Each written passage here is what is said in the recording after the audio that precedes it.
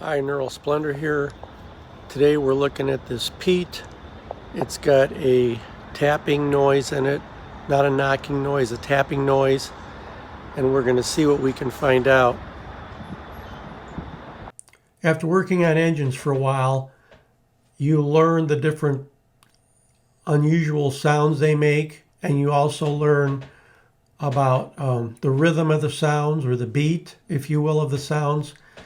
And the ticking noise that this customer was complaining about wasn't rhythmic. In other words, when we were running the engine, it wasn't on a beat like click, click, click, click, click, click, click, click, click. Those kind of things are usually not that good because something is happening every time a shaft turns over or a rod goes up or something. This was a random tick, tick, tick, tick,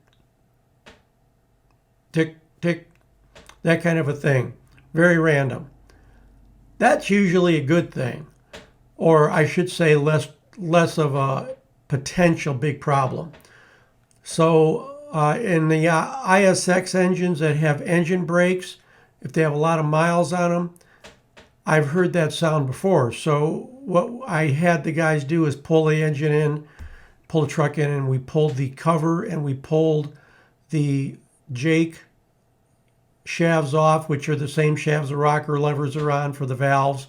Pulled them off, pulled all the levers off. We took all the levers apart and inspected the parts, and we found the cause of the tick, and we fixed it. And I'm going to let you see what it kind of looks like when you're looking at a Jake lever, and then I'll tell you what we actually did to fix it. Okay. So we've taken the levers off the shafts and we've taken the levers apart. They're pretty simple, really. There's a lever. There's a few pieces that go in the lever. I've got them laid out in the order they go.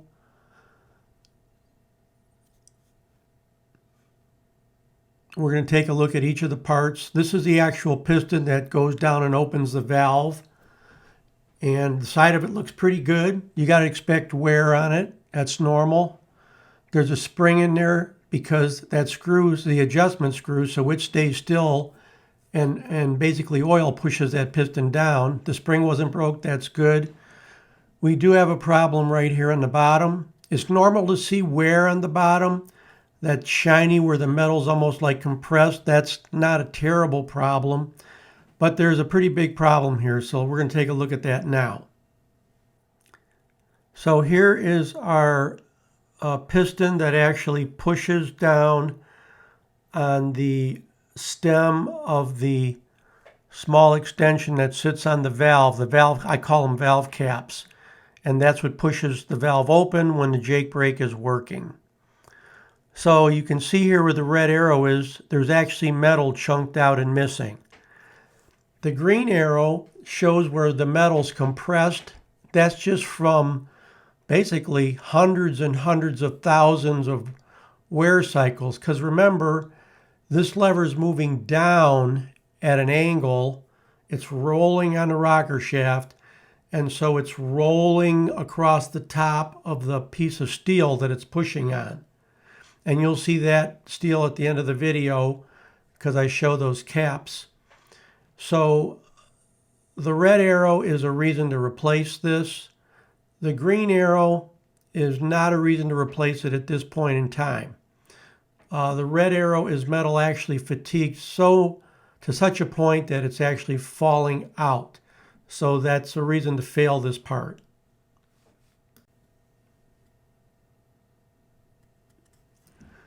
Now that we've looked at that, let's take a look at the lever itself. That bore looks good. And remember, you have to expect wear on these, especially this lever has well over 500,000 miles on it. The bushing, that's acceptable. There's some wear there, but this bushing is acceptable to put the lever back on. There's no problem there. Now we're going to take a look at the bushing from a different angle. Looks good. That little ball in the side of the lever is still there. That's good. That's a plug where they drill. If that's gone, the lever has to be replaced.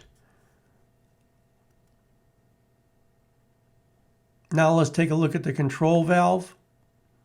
It's normal to see the wear patterns on there that you see. On the end, this is where the detent locks in the shaft when you're not using them. That's why you got that polished circle on the end. That's okay as long as the metal's not broken down. The spring, of course, isn't broken. It's either broken or it's not. This is the spring cap, or hat, they call them. And that looks fine. I don't see a problem with that. There's no cracks in it. The bottom where the snap ring holds it on those small bumps looks good. The snap ring looks okay. There's wear on it. You got to expect that. It's not cracked. There's no pieces missing out of it. So that looks pretty good. But let's go back to the lever. This is where the control valve goes in, then the spring, and then the hat. And the lever looks like it's got a problem. So let's take a closer look at the lever. And I'm actually going to fail this lever. And we looked at all the levers and they all had this problem up here. And you don't see it very often, but you do see it on brake levers that have high miles and got used hard. You can see the red arrows there showing the very, very damaged areas. That should be a nice smooth surface like you see down around, say, 3 or 4 o'clock there on that machine part. Over at 7:30, you can see the metal's actually starting to fatigue and crack from being pounded on. And then up at 9 o'clock and 11 o'clock, there's severe gouges in it. So this casting is failed. So we're going to put 6 new levers on this because it's got this damage to it. Would the lever still function? Yes, it probably still function, but I would be worried about that snap ring not staying in that groove because that's the snap ring area. And if that snap ring comes out, then those pieces are flying around inside your valve cover. And you could have, if they get between something or they get down worse into the gear train, you could have major catastrophic engine damage. So we're replacing the levers. This is the new Jake shaft. This is the hole we're looking at is about a 30 to 35 degree bevel cut into it. And this is where the control valve seats when the Jake lever is not being used. And when it seats in there, that centers the lever so that the roller doesn't touch the lobe on the cam when it's spinning, and the other side of the lever does not touch that valve cap when it comes fully to the top, when the rocker arm relaxes off of the crosshead. So see the nice, clean, sharp edge in this shaft? That's what stops that random ticking that we heard. This is the shaft that came out of his engine. If this hole had a nice, clean cut on it like the other one, we could put this shaft right back in. But if you look at it, you can see that the round hole has actually become an oval. And you can see the severe wear in there, and that wear's occurred from that control valve going in and out of that hole probably millions of times. And even though they're hardened surfaces, they wear.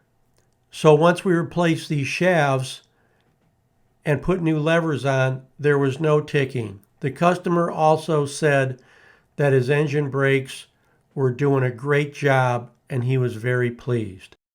These are those valve caps I talked about that set on the actual valve stem, and then the crosshead has a hole drilled through it and it goes over this, and then these stick up, and that's what the Jake lever pushes on. The only 2 that I would even dare use over are on the far right. The other 4, the thrust surface is damaged. We replaced all of them. You can buy rebuild kits from Jake Brake Corporation to rebuild the levers on the ISX. And we do rebuild a lot of levers on a lot of our engines when we do overhauls on them. And in this case, because the casting was failed, where the spring hat goes on and that snap ring locks in, it would have been a very poor decision to try to save the customer money and just buy those other parts.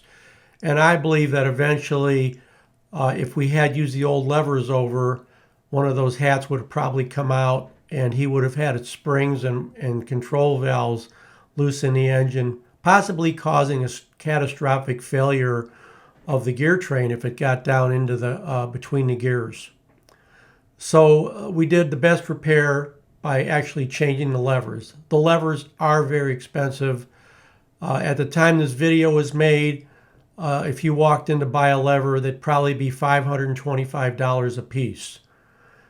And so it's you have to think twice before you just change it. There's got to be a reason to fail it. The customer said that the Jakes were working great. He was really happy with them. He hauls 80,000 all the time. He's a steel hauler, and he said he's got the same load pretty much, and he scales out at about 79,000 and some pounds. So he said, I need those Jakes.